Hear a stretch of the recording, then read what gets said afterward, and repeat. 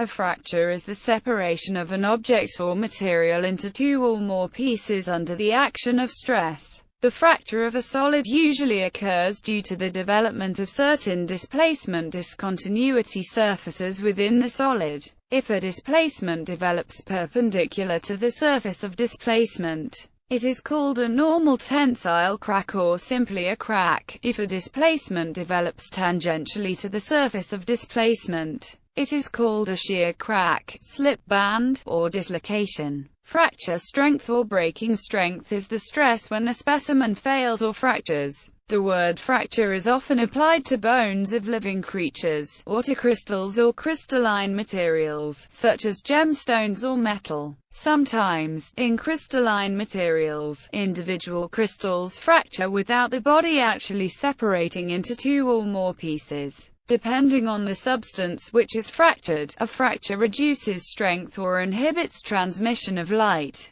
A detailed understanding of how fracture occurs in materials may be assisted by the study of fracture mechanics. A fracture is also the term used for a particular mask data preparation procedure within the realm of integrated circuit design that involves transposing complex polygons into simpler shapes such as trapezoids and rectangles. Fracture strength. Fracture strength, also known as breaking strength, is the stress at which a specimen fails via fracture. This is usually determined for a given specimen by a tensile test, which charts the stress-strain curve. The final recorded point is the fracture strength. Ductile materials have a fracture strength lower than the ultimate tensile strength, whereas in brittle materials the fracture strength is equivalent to the UTS. If a ductile material reaches its ultimate tensile strength in a load-controlled situation, it will continue to deform, with no additional load application, until it ruptures. However, if the loading is displacement controlled, the deformation of the material may relieve the load, preventing rupture. If the stress-strain curve is plotted in terms of true stress and true strain, the curve will always slope upwards and never reverse.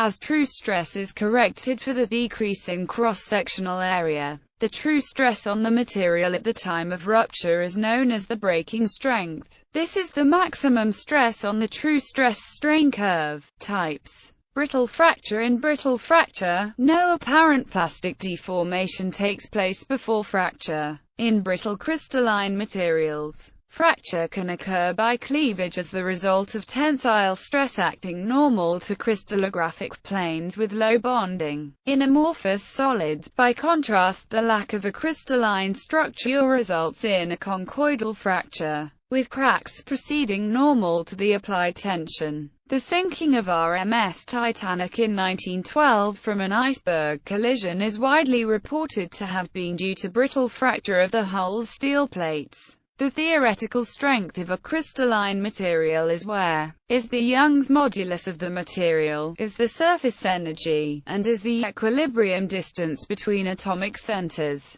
On the other hand, a crack introduces a stress concentration modeled by where is the loading stress, is half the length of the crack, and is the radius of curvature at the crack tip. Putting these two equations together, we get looking closely. We can see that sharp cracks and large defects both lower the fracture strength of the material. Recently, scientists have discovered supersonic fracture, the phenomenon of crack motion faster than the speed of sound in a material. This phenomenon was recently also verified by experiment of fracture in rubber-like materials. Brittle fracture may be avoided by limiting pressure and temperature within limits. Each system has a brittle fracture prevention limit curve defined by the weakest components at given temperatures and pressures, allowing for the largest undetected pre-existing flaw in each component. Ductile fracture. In ductile fracture, extensive plastic deformation takes place before fracture. The terms rupture or ductile rupture describe the ultimate failure of tough ductile materials loaded in tension. Rather than cracking, the material pulls apart, generally leaving a rough surface.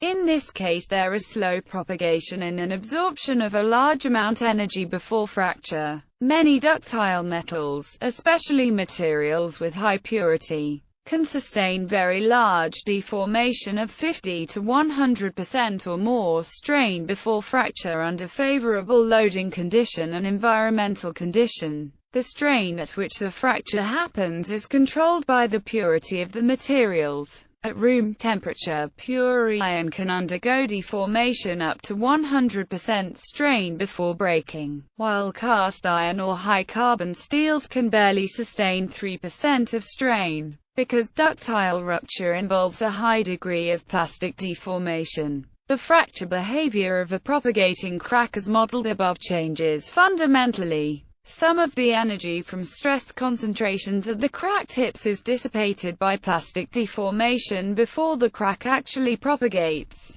The basic steps are void formation, void coalescence, crack propagation, and failure, often resulting in a cup and cone-shaped failure surface. Crack separation modes. There are three ways of applying a force to enable a crack to propagate. Mode I, crack opening mode. Mode 2, crack sliding mode. Mode 3, crack tearing mode. Crack initiation and propagation accompany fracture. The manner through which the crack propagates through the material gives great insight into the mode of fracture. In ductile materials, the crack moves slowly and is accompanied by a large amount of plastic deformation. The crack will usually not extend unless an increased stress is applied. On the other hand, in dealing with brittle fracture, cracks spread very rapidly with little or no plastic deformation. The cracks that propagate in a brittle material will continue to grow and increase in magnitude once they are initiated.